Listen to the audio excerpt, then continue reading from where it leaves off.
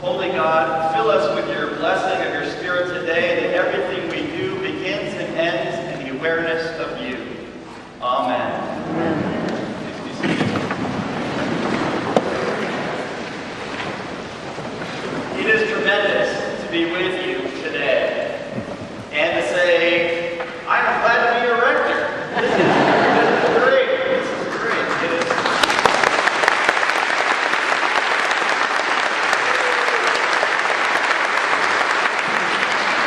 It's the beginning of a new chapter in my life, and it's certainly filled with absolute joy.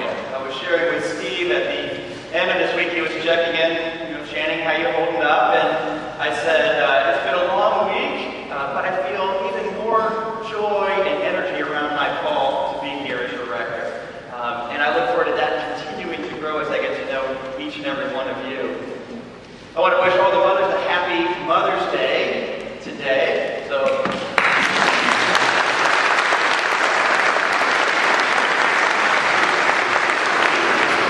And to thank you for all of the energy and love that you put into raising your children. Raising children is not easy, and when you meet my mother, ask her, she'll give you a full Part of the challenge of raising children today is that they are a mirror for us, and I think all the parents know this. They are a reflection of sometimes the least desirable character that we want them to reflect about ourselves. Mary, my wife, reminded me of a story this week. She was at Denny's having breakfast with her parents, and there was a young couple there with a little girl, and they were discussing ice cream, and in particular, whether or not to have ice cream for breakfast. Dad was very patient.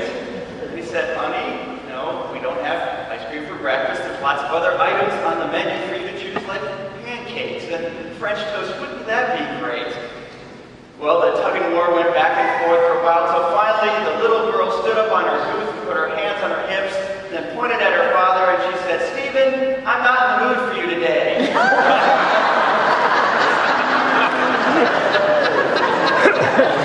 Which the mother went, so moms, thank you for all that you do.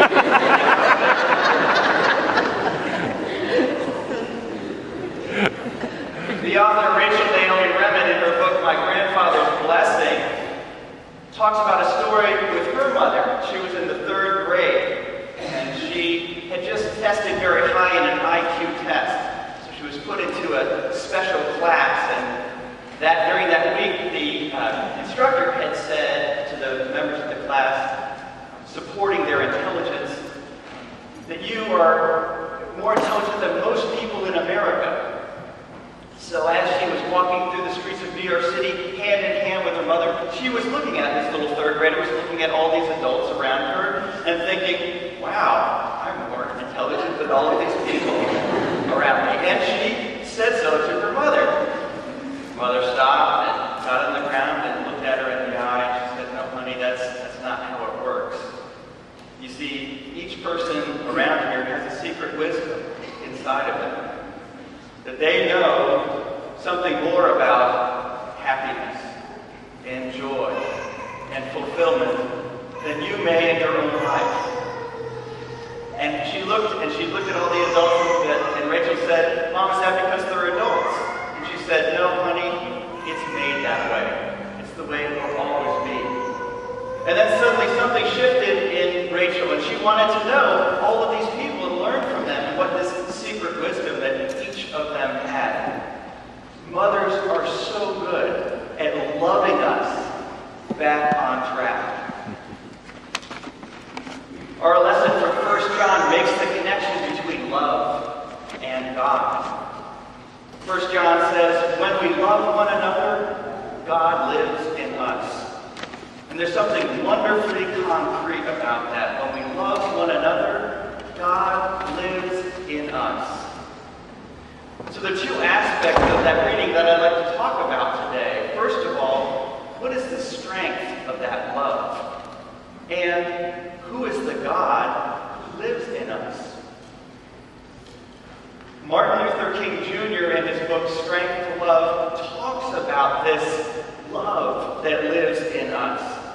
And he claims in that book that love is the strongest force that we know in the world. It's the only force that can change an enemy into a friend. And to illustrate this, he tells a story about Abraham Lincoln and Edwin Stanton. As Abraham Lincoln was running for the presidency, Edwin Stanton did everything he could to disparage Lincoln's character. You and I would see Edwin Stanton as an absolute enemy. And yet, when Lincoln began his presidency, he appointed Edwin Stanton to be Secretary of War because he admired his ability. When Lincoln was assassinated, Edwin Stanton said these words, "Now he belongs to the ages," and lamented, "There lies the most perfect ruler of men the world has ever seen." Love and forgiveness is what changed Stanton from an enemy into an ally. Love is what transforms an enemy into a friend. And Dr. King, in his work to bring about equality for all Americans, to give us a fuller experience of freedom in this country, held on to that claim. Even when his life was on the line, he held on to the claim that love was the most transformational power we know in this country.